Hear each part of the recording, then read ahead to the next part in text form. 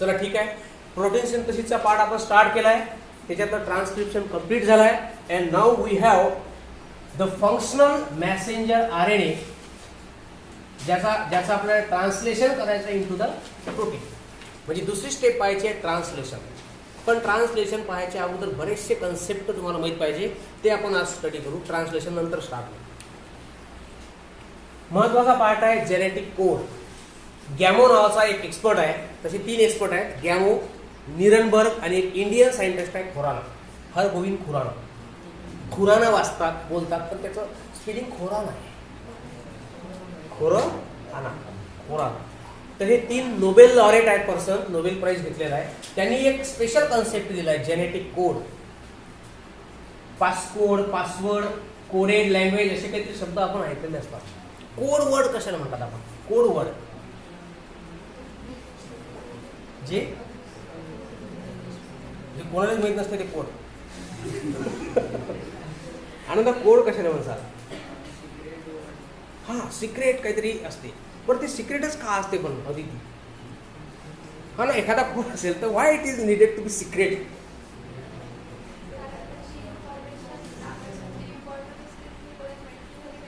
का मग माहिती नाही झाली तर मग त्याचा फायदा काय? म्हणजे मला हे तुम्हाला कन्सेप्ट समजलाय, पण त्याला बोला, तुम्ही कसं बोलता मला ते पाहायचं आहे. कोड कशाला म्हणाल तुझ्या ईश्वा? कोड मग माहित कोणाला होईल? कोणाला तर माहित असेल. मला जे ऐकायचं आहे ते पोहोचलं म्हणून मी प्रश्न करून आलो. बरं, तो कोड आहे, दुसऱ्याला माहित नाही झाला पाहिजे हे मला मान्य आहे. आता याच्या पलीकडे बोल ना, ते कोणाला माहित पडायला पाहिजे. बा, एक तर माझा पासवर्ड आहे, मला माहित पाहिजे. माझ्यानंतर अरे बा, एखादं खातं काढल्यानंतर नॉमिनी म्हणतात माहिती आहे तुम्हाला, वारसदार, ते बरं कामाचं आहे. म्हणजे पासकोड एखाद्या किंवा पासवर्ड असेल तो स्पेसिफिक पर्सनलाच माहीत असला पाहिजे, त्याला आपण कोडेड लँग्वेज म्हणतो. इथपर्यंत काही नाराजी? चला, ते जेनेटिक कोड. सगळ्यात पहिले आपण mRNA कशा पद्धतीचा असतो ते पाहून घेऊ. 11th ला झाला आहे, पण थोडंसं रिपीट आणि महत्वाचं आहे. एक तर लिनियर मॉलिक्युल असेल, oriented in the 5' to 3' direction. चला, हा झाला महत्वाचा मुद्दा. त्याच्यानंतर जे आपण सेंट्रल डोग्मा मधली माहिती पाहिली, DNA has the information of protein synthesis which is transmitted to mRNA and then to the protein. काहीतरी DNA मध्ये आहे जे mRNA मध्ये कॉपी होऊ शकते आणि mRNA च्या नंतर त्याच्यापासून विशिष्ट प्रकारचा काय तयार होते, प्रोटीन. मग ही इन्फॉर्मेशन कशाच्या फॉर्म मध्ये ते आपल्याला पाहायचं आहे. आणि स्ट्रक्चर ऑफ DNA आपण पाहिला ऑलरेडी. DNA असो का RNA असो, it is made up of nucleotide. तर हे न्यूक्लिओटाइड कसे असतात हे आजचा टॉपिक आहे. 4 टाईपचे आहेत, मान्य आहे आपल्याला. ATCG आहे, कबूल आहे, DNA मध्ये आहे, RNA मध्ये आहे, डबल कबूल आहे. आता तिसरा कबूल जो आहे तो आहे टुडेज टॉपिक. कसा असतो न्यूक्लिओटाइड्स? लक्ष बोर्डवर, टॉपिकला सुरुवात झाली आहे just. Present in DNA and RNA are always work in the group of 3 letters. वाक्य संपलं, फुल स्टॉप. न्यूक्लिओटाइड आहेत, 1000 होऊ शकतात, लाखो होऊ शकतात, बिलियन्स न्यूक्लिओटाइड आहेत. पण जेव्हा त्यांना वर्किंग करायचं असेल तर ते 3-3च्या ग्रुपमध्ये काम करतात. पासवर्ड किती सेट करायचा, किती आकड्यांचा असेल, अल्फाबेट्स किती आहेत, लेटर्स किती आहेत, आणखी काही सिम्बॉल असतील त्याच्यामध्ये, हे सगळं फिक्स आहे. अशा पद्धतीचा विशिष्ट पद्धतीचे पासवर्ड असतात. मग ते जे त्याचे कॅरेक्टर्स आहेत, ते कॅरेक्टर काय सांगतात? जेनेटिकच्या भाषेमध्ये बोलून आलो का प्रत्येक इन्फॉर्मेशन जी DNA RNA मधली आहे, जी प्रोटीन तयार करते, ती किती लेटरच्या फॉर्ममध्ये असली पाहिजे? हे 3च लेटर काय ते आपण पाहणार. पण सध्या समजून घ्या की जो गॅमो सायंटिस्ट आहे, ज्याने या जेनेटिक कोडला डेसिकोड केलं, दिलंय आपल्याला, त्याचं असं म्हणणं आहे का 3च न्यूक्लिओटाइड म्हणून काम करतात. त्याला म्हणायचं आहे तुम्हाला, पहा लक्षात घ्या, group of 3 nucleotide present in the DNA, ज्याच्यात इन्फॉर्मेशन कशाची आहे? Protein synthesis. It is called as codogen. बाप, कॅल्शियम कोणाला? कोडोजेन. समजलं काय भानगड काय? DNA आपा न्यूक्लिओटाइड 3-3च्या ग्रुपमध्ये काम करतात. 3 काय ते नंतर बघू, पण सध्या 3 तर आहे. आगे बघू. अशीच इन्फॉर्मेशन कशामध्ये असेल, कारण mRNA it is the exact copy of one of the strand of DNA. असू द्या ना एक स्ट्रँड, काय फरक पडते, न्यूक्लियोटाइड टाईप त्याच्यात. मग इथेही न्यूक्लियोटाइड कितीच्या लेटरमध्ये काम करतील ग्रुपमध्ये, 3. So that group of 3 nucleotide on the mRNA which have the information of amino acid and protein, it is called as codon. आणि तिसरा भाग असते अँटीकोडॉन, तो tRNA मध्ये, तो आपण सध्या पाहूया. मग आता ही कोडोजन आणि कोडॉन म्हणजे काय. एक तर आपल्याला महत्वाचा मुद्दा, चला आपण डिटेल मध्ये चलू आता. प्रोटीन बनवायचं आहे, and we know that protein is made up of amino acids. असे सायटोप्लाझम मध्ये functional 20 type of amino acid असतात, बरोबर. मग आता आपण जर असं कन्सिडर केलं की एक कोडॉन, एक पासवर्ड, एक कोडॉन जर समजा एका अमिनो ऍसिडची इन्फॉर्मेशन कॅरी करतो, तर 20 अमिनो ऍसिड करता 20 कोडॉन तर लागतील. जे डीएनएचं काम काय सेलमध्ये, what does the DNA work for the cell. बंधुराया, डीएनएचं काय काम आहे. आखो मी आसू ते डोळे चमकून, बापरे खरंच आसू किती आहे डोळ्यात, की लाईटचा इफेक्ट आहे. अच्छा किती घाबरलो मी. बघा चांगलं फ्रेश वातावरण, गुलाबी वातावरण, बिलकुल दर्द देईल चेहरा दिसला. दर्द बाजूले, सेलमध्ये डीएनएचं काय काम, कोण सांगेल. हा, control activity of the cell. मग आता सेलमध्ये जर 10 ऍक्टिव्हिटी आहे, तर डीएनए मध्ये काहीतरी 10 पोर्शन असतील, जीन असतील, जे त्या ऍक्टिव्हिटीला कंट्रोल करतील. आपण तेच समजून राहतो. पहा जीनही आहे बरं, कन्फ्युज होऊ नका बा, डीएनए वेगळं, जीन वेगळं, कोडॉन वेगळं, बिलकुल नाही, तेच आहे. डीएनएचा पार्ट आहे, it is definitely a gene. पण आपण अमिनो ऍसिडच्या स्वरूपात पाहून राहिलो. मग जेवढे अमिनो ऍसिड तेवढी इन्फॉर्मेशन असली पाहिजे डीएनए मध्ये. मग ऍटलिस्ट किती कोडॉन पाहिजे आपल्याला, 20 टाईप ऑफ कोडॉन असले पाहिजे, बरोबर. आता मी सध्या डीएनए ला वगळून टाकतो. आपण सध्या टॉपिक कोणता पाहू, काऊन mRNA, कारण ट्रान्सक्रिप्शन झालाय, डीएनए स्वतःचं काम केलंय, आपल्याला आरएनए देऊन टाकला जो सायटोप्लाझम मध्ये आलाय, रेडी फॉर ट्रान्सलेशन. आता सगळा फोकस कशावर असला पाहिजे, this is the construction of mRNA. 5' to 3' त्याच्यामध्ये न्यूक्लियोटाइड असतील. मी न्यूक्लियोटाइड ड्रॉ करत बसत नाही, कारण पेनातली शाई कमी आहे. मी फक्त काय ड्रॉ केलं आहे, या नायट्रोजन बेसिस. बरं याला रिझन आहे बरं, न्यूक्लियोटाइडच्या ऐवजी एन बेसिसच ड्रॉ केले जातात. असं आनंदात काऊन, शाईचा कन्सेप्ट वेगळा, शाई कमी जास्त नसते, एन बेसिसच ड्रॉ केले जातात. कम्प्लीट न्यूक्लियोटाइड ड्रॉ करायची गरज नाही पडत. असं काऊन, सारखंच आहे. शुगर फॉस्फेट बदलणारी गोष्ट काय, नायट्रोजन बेसिस. चला नायट्रोजन बेसिस मी रॅन्डमली नायट्रोजन बेसिस मानले, पण जर आपण मायन्यूटली ऑब्झर्व केलं तर जेव्हा याला ट्रान्सलेट केलं जाईल समोर प्रोटीन तयार करताना, 3-3चा ग्रुप एक अमिनो ऍसिड तयार करेल. एक अमिनो ऍसिड मी सांगून राहिलो, पण हे की फिक्स नाही आहे, हे आपण पाहून राहिलो. सगळे रूल पाहिजे आपल्याला. आज कन्सिडर करा की एक कोडॉन एक अमिनो ऍसिड तयार करतो, हा दुसरा, तिसरा, चौथा, पाचवा, असे लॉट ऑफ अमिनो ऍसिड जेव्हा तयार होतील, त्याची चेन तयार होईल, त्याला म्हणतात कोणती प्रोसेस. हे लक्षात आलं. आता आपल्याला डेफिनेशन करायची आहे कोडॉनची. What do you mean by a codon. परत तेच, group of 3 nucleotides present on mRNA. लक्षात ठेवायचे डेफिनेशन फार महत्वाची, which specify a particular amino acids. एका विशिष्ट अमिनो ऍसिडची इन्फॉर्मेशन ज्या 3 न्यूक्लियोटाइड जवळ असेल, त्या 3च्या ग्रुपला, त्याला शॉर्टकट शब्द वापरा, group of 3, so called as triplet. एक असेल तर सिंगलेट, 2चा ग्रुप असेल तर डबलेट. क्वाड्रेट कडे जायचंच नाही आपल्याला, आपल्याला ट्रिपलेट मध्येच आपलं काम भागून जाते. तर ट्रिपलेट समजलं काय, group of 3 nucleotide present on the mRNA which have the information of particular amino acid. चला हा जरा मुद्दा. असे किती कोडॉन्स पॉसिबल आहेत, आपल्याला ऍटलिस्ट 20 तर पाहिजेच पाहिजे. 20च्या पेक्षा कमी चालत नाही, जास्त चालतात, कारण अमिनो ऍसिड जे आहेत ते 20 आहेत, त्याचे मिळूनच पूर्ण प्रोटीन बनणार आहे. तर त्याच्यासाठी हा जो कन्सेप्ट आहे आपला जेनेटिक कोड हा दिला आहे. मग समजा एक आपल्याला 100 अमिनो ऍसिडचा प्रोटीन बनवायचा आहे, our objective is to make protein of having 100 amino acid. मग 100 अमिनो ऍसिड करता 100 कोडॉन तर लागतील. मग तेवढा mRNA तयार होईल, ज्या mRNA मध्ये किती कोडॉन्स आहेत? 100. झाली प्रोसेस स्टार्ट. पहिला कोडॉन पहिला अमिनो ऍसिड, दुसरा कोडॉन दुसरा अमिनो ऍसिड, शेवटचा संपली प्रोटीन सिंथेसिस बनला. मग आपल्याला चेकआउट हे करायचं आहे की या कोडॉनच्या प्रॉपर्टीज किती आहेत. असे नंबर ऑफ कोडॉन तर आहेत, पण त्याचा आकडा सुद्धा आहे, फिक्स असेल काहीतरी. तर म्हणून म्हटलं आहे की जेनेटिक कोड म्हणजे काय? All the codon. पहा, मी सध्या एका कोडॉनची इन्फॉर्मेशन दिली आहे. आता मी डेफिनेशन कशाची करून राहिलो? Genetic code. जेनेटिक इन्फॉर्मेशन कशाला म्हणतात? With transfer from generation to DNA मध्ये असणारी सर्व इन्फॉर्मेशन जेनेटिकच असेल, कारण ते पूर्ण कॅरेक्टर एक्सप्रेस करते. So here all the codons on mRNA which have information for particular protein, it is called as genetic code. तुमच्या पल्ले पडलं काय? हे फॉर्म्युले होत आपले डीएनए मधले, जे आपले कॅरेक्टर एक्सप्रेस करतात.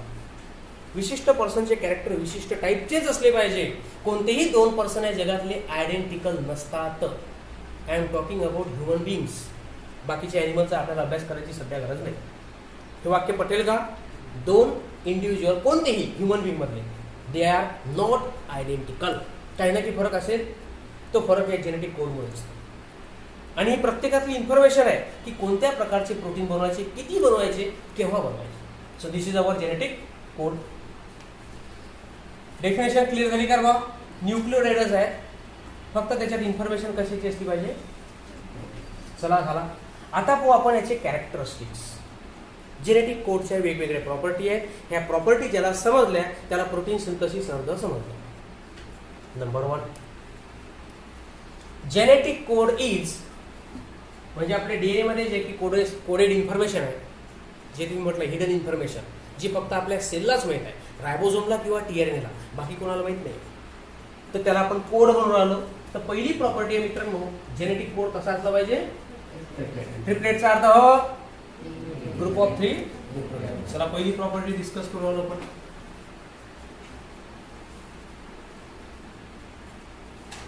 महेश बाबू समजलं ना? व्हाय इट इज ट्रिपलेट? त्याला कारण आहे. नायट्रोजन बेसेसचे टाईप आपल्याकडे किती आहेत हो? जिवंत प्राणी बोलतील 4. 4 nitrogen bases we are having. mRNA मध्ये असणारे 4 नायट्रोजन बेसेस कोण कोणते?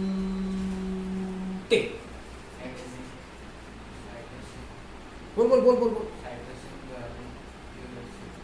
AUC, बरोबर आहे. So we have 4 type of nitrogen bases. आता मला जर म्हणायचं असेल की suppose 1 nitrogen base is called as 1 codon. इथं टॉपिक दिलाय ट्रिपलेट, पण आपल्याला प्रूफ तर करावं लागेल की तो ट्रिपलेटच काऊन, डबलेट काऊन नाही चालत. Suppose 1 codon is made up of 1 nitrogen base, म्हणजे टोटल नायट्रोजन बेसेसच्या टाईपच्या एका नायट्रोजन बेसेसचा 1 कोडॉन, तसे टोटल कोडॉन किती पॉसिबल? आनंदा किती गोंडच बसला तर मस्त असा हात तिला पोज खास तो सपनों में खो गया. 4 नायट्रोजन बेसचे प्रकार आपल्याकडे आहेत. त्याच्यातल्या एका नायट्रोजन बेसेसचा 1 कोडॉन जर तयार झाला, तसे टोटल कोडॉन किती पॉसिबल असतील? 4. पहिला कोडॉन, दुसरा कोडॉन, तिसरा कोडॉन, चौथा. 4 कोडॉन मिळून 20 अमिनो ऍसिड तयार होतील काय? Not possible. So codon is never be a singlet. आता doublet. Suppose 2 nitrogen bases makes 1 codon. 1 codon is made up of 2 nitrogen bases. आता याच्यात किती सारे पॉसिबिलिटीज आहेत? AUचा 1 कोडॉन, UCचा दुसरा कोडॉन, CGचा तिसरा, CGचा अशी किती पॉसिबिलिटीज आहेत? तर आपण डायरेक्ट त्या 4चा स्क्वेअर करून टाकू. बरोबर की चुकलं? 4 चूक 16, 16 कोडॉन वुड बी पॉसिबल. पण ही इन्फॉर्मेशन थोडीशी इनसफिशियंट आहे, कारण आपल्याला अमिनो ऍसिड जास्त बनवायचे आहे. ऍटलिस्ट 20 कोडॉन तरी तयार करा, किंवा 20च्या पेक्षा जास्त करा. कमी चालत नाही. काही टॉपिक समजून राहिला का? पहिलाच मुद्दा चालू आहे. आता triplet. Suppose the codon is triplet, म्हणजे 3 नायट्रोजन बेसेसचा जर एक ग्रुप बनला, तर असे किती कोडॉन पॉसिबल आहे? करून पहा. तुम्हाला कसं काय एवढं बढिया आहे म्हणजे किती गणित पक्क बाप रे. तुम्ही आता स्पर्धा परीक्षा द्या माझ्या भाऊ.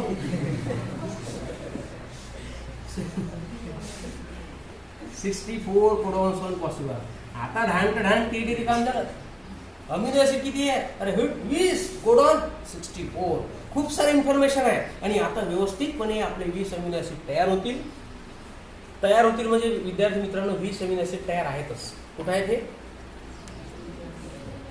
बॉडीत सेलमध्ये आहेत, सायटोप्लाझममध्ये. फक्त महत्वाचं काय, mRNA काय करतो?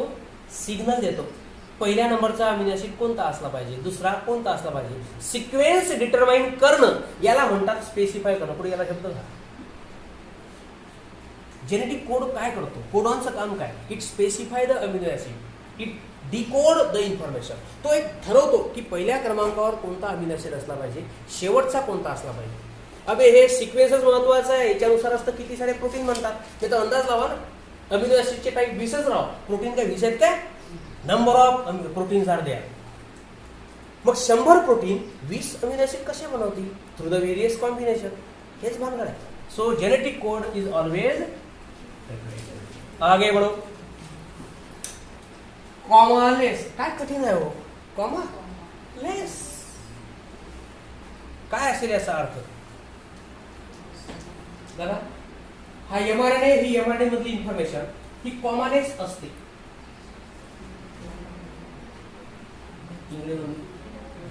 अरे कॉमालेस इंग्लिश बंधू बाकी ते नाव काढ हळूहळू करून सिलेबस सिलेबस आहे बा. काय बसला तरी ऍक्शन जरा पढाव मला समजलं की तू पढाव. प्रेरणा काय सांगता येईल?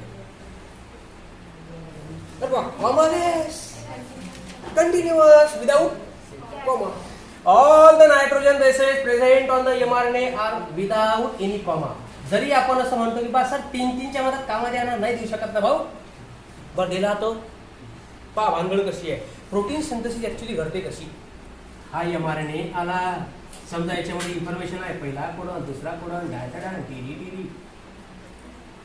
इथं डायरेक्टली रायबोझोम नावाचा पार्ट बाइंड होत असतो. आपण यांना बघितलं. Ribosome site of protein synthesis आहे, प्रोटीन फॅक्टरी आहे. रायबोझोम आहे तर प्रोटीन बनतात. चला रायबोझोम त्याला बाइंड झाला. एक एक कोडॉनला वाचलं जाते. जेव्हा पहिल्या कोडॉनवर रायबोझोम अटॅक झाला की असं म्हणतात की first codon has been read. त्याला वाचलाय, ट्रान्सलेट झाला, तो अमिनो ऍसिड तयार झाला. दुसरा कोडॉन, तिसरा कोडॉन, ही पूर्ण इन्फॉर्मेशन अशी फ्लो होणार. मग का हो, इथून जर प्रोसेस स्टार्ट झाली 5' ती कुठं संपायला पाहिजे? मधात गॅप नाही पाहिजे. 100 अमिनो ऍसिड बनवायचे आहेत का? 100 बनेपर्यंत प्रोसेस शुड बी कंटिन्यू. मधात जर गॅप असला, पंक्च्युएशन म्हणतात त्याला, तर ती प्रोसेस मधात डिस्टर्ब होईल. असं तेव्हाच होते जेव्हा म्युटेशन्स घडतात. Problems in the genetic code mutation आहेत आपल्याला समोर. तर सध्या लक्षात ठेवायचं आहे की बा कंटिन्यू कोडॉन असले पाहिजे, जेणेकरून कंप्लीट अमिनो ऍसिड तयार होतील to form the functional protein. So without any gap, so it is called as comma less. आगे बढ़ो. जेनेटिक कोड हा डिजेनरेट असला पाहिजे.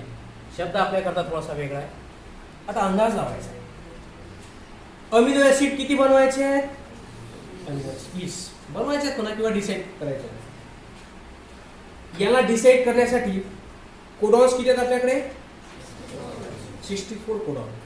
काय अंदाज लागतो याच्यावर? कोडॉनचं काम आहे अमिनो ऍसिडला ठरवणं, फर्स्ट कोणता, सेकंड कोणता, सिक्वेन्स ठरवणं. मग आपल्याकडे कोडॉन तर भरपूर आहेत, अमिनो ऍसिड 20च आहेत. याचा अर्थ प्रणव काय लागतो?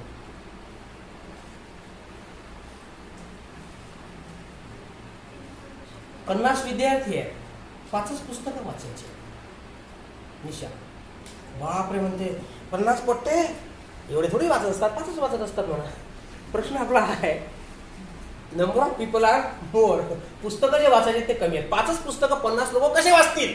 डोळ्यानं, तोंडानं, बिलकुल. पण कशा पद्धतीने काय बोलू शकता तुम्ही त्याच्याबद्दल? मी प्रश्न नाही करत, फक्त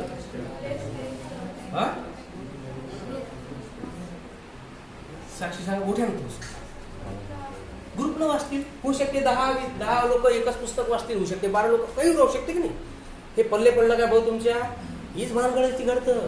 number of codons are large, I mean more as compare to number of amino acid. म्हणून कधी कधी असं होते की more than one codon may specify same amino acid. कधी कधी 4 कोडॉन एकच अमिनो ऍसिडची इन्फॉर्मेशन कोड करतात, कारण कोडॉन भरपूर आहेत. यालाच म्हणतात कोणता कन्सेप्ट? डिजनरेट. लक्षात असं ठेवायचं आहे, मोर than one codon specify one amino. चला काही अडचण नाही आपल्याला. आगे बढ़ो. नॉन एम्बिग्युअस, याचा शब्दशः अर्थ होतो विदाउट कन्फ्युजन. एक कोडॉन एका अमिनो ऍसिडला ठरवतो. फॉर एक्झाम्पल, आता एक्झाम्पल घेणं आवश्यक आहे कारण समजणार नाही. आता याच्या 5' एंडला पहा, फिक्स आहे, हे कधीच बदलणार नाही कोणत्याच ऑर्गॅनिझम मध्ये. 5' एंडला AUG नावाचाच कोडॉन असला पाहिजे. अमिनो ऍसिड ठरवेल कोणता amino acid, first amino acid. आणि पहिल्या अमिनो ऍसिडचं नाव लक्षात ठेवा, कायमस्वरूपी मिथिओनाइन. 20 अमिनो ऍसिडचे नाव आहेत पुस्तकामध्ये. मिथिओनाइन, व्हॅलिन, प्रोलिन, ट्रिप्टोफॅन असे बरेचसे आहेत. ल्युसीन, आयसोल्युसिन, सगळे नाव तुम्हाला वाचायचे आहेत, ते नंतर पाहू आपण. तर एका कोडॉननं विशिष्ट प्रकारचा अमिनो ऍसिड डिसाईड केला की आता हा कोडॉन दुसरा अमिनो ऍसिड कधी ठरवणार नाही, फिक्स आहे. Particular codon, particular amino acid. ह्याच्यात ती कन्फ्युजन आहे काय आपलं? No change. AUG दुसरा अमिनो ऍसिड ठरवणार नाही म्हणजे नाही म्हणजे नाही. याला म्हणतात नॉन एम्बिग्युअस. अरे की पल्ले पडते काय? विशिष्ट कोडॉन, विशिष्ट अमिनो ऍसिड. हा, इथं कन्सेप्ट वेगळा होता. 4 कोडॉन मिळून एक अमिनो ऍसिड ठरवू शकतात, पण आता अमिनो ऍसिड बदलणार नाही. यानं जर हा कोड केला तर आता हा अमिनो ऍसिड दुसरा कोडॉन ठरू शकणार नाही. हे त्याचं फिक्स्ड आहे, म्हणून त्याला म्हटलं नॉन एम्बिग्युअस. एम्बिग्युअस म्हणजे कन्फ्युजिंग, नॉन एम्बिग्युअस म्हणजे not confusion, without confusion, fix असणं. प्रॉपर्टी पल्ले करून राहिले का? mRNAचं स्ट्रक्चर आहे डोळ्यासमोर, त्याच्यामध्ये हे नायट्रोजन बेसेस आहे. हे काम कसं करतात ते सांगून राहिलं. 3-3च्या ग्रुपनं काम करतात, ट्रिपलेट. कॉमन नाहीये, कंटिन्युअस काम करतात, कंटिन्यू अमिनो ऍसिड तयार करतात, कॉमन. मोर कोडॉन एक अमिनो ऍसिड कधी कधी कोड करू शकतात, degenerate. Particular codon, particular amino acid, non ambiguous. mRNAला 2 एंड असतात, 5' 3'. पोलॅरिटी. त्याचा फायदा काय? 5' ला प्रोटीन सिंथेसिस स्टार्ट होईल, 3' ला प्रोटीन सिंथेसिस स्टॉप होईल. आता ही स्टॉप कशी होते ही जरा भानगडच आहे. कशा पद्धतीने स्टॉप होईल जरा लक्ष देश.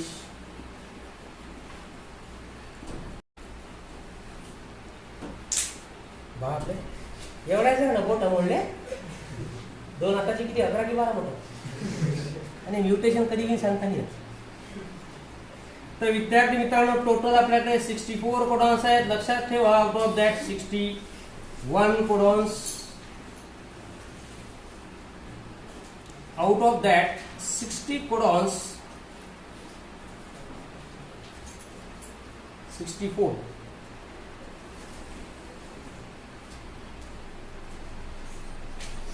आता याच्यापैकी पहा, जो 3' एंड असतो mRNA मधला, त्या 3' एंडला एक कोडॉन असा असतो. 5' असो का 3', सगळं कशापासून बनलाय? कोडॉन. 3' एंडला प्रोटीन सिंथेसिसची प्रोसेस काय होते? स्टॉप. तर त्या ठिकाणी जो कोडॉन आहे त्या कोडॉनचं एक विशिष्ट नाव द्यायचं तुम्हाला, स्टॉप कोडॉन. काय म्हणायचंय? स्टॉप. काऊन म्हणायचं आहे? कारण या कोडॉन जवळ कोणताही अमिनो ऍसिड कोड करण्याची इन्फॉर्मेशन नाही. It do not specify any amino acid. आणि कशा करता भानगड आहे?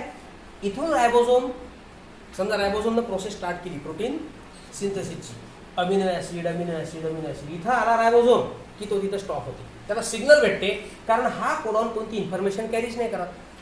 म्हणजे लक्षात ठेवा की 5' एंडला एक असा कोडॉन आहे जो प्रोटीन सिंथेसिसला काय करते? स्टार्ट. त्याला म्हणतात कोणतं सिग्नल? Start signal. कशाच्या स्वरूपात आहे ते? तर it is in the form of start codon. आणि तो स्टार्ट कोडॉन कोणता असतो? आता लक्षात ठेवा, AU. काम कसं करते ते नंतर पाहू. Stop signal is in the form of stop codon. हा स्टॉप कोडॉन 3 प्रकारचा असू शकतो. आताच लक्षात ठेवा, UAA, UAG, UGA. या तिघांपैकी कोणताही एक जर इथं असला तर इथं प्रोसेस काय होते? स्टॉप. समजून राहिला काय? 64 कोडॉन आपल्याला उद्याला बनवायचे आहे डब्याच्या स्वरूपात. पुस्तकात आहे ना आपण, ते उद्या बनवायचे आहेत आपल्याला इथं या बोर्डवर. तर सध्या फक्त लक्षात ठेवा आकडा तो 64 आहे बा. कसे ते नंतर ठेवा. तर हा झाला आपला पोलॅरिटीचा पार्ट, स्टार्ट आणि स्टॉप. सिग्नल आता काय आलं? युनिव्हर्सल. याचा अर्थ तुम्ही सांगून द्या बा, मी थकलो आता. एखादी गोष्ट युनिव्हर्सल आहे, डीएनए मधली किंवा एमआरएनए मधली इन्फॉर्मेशन ही युनिव्हर्सल आहे म्हणजे काय? हो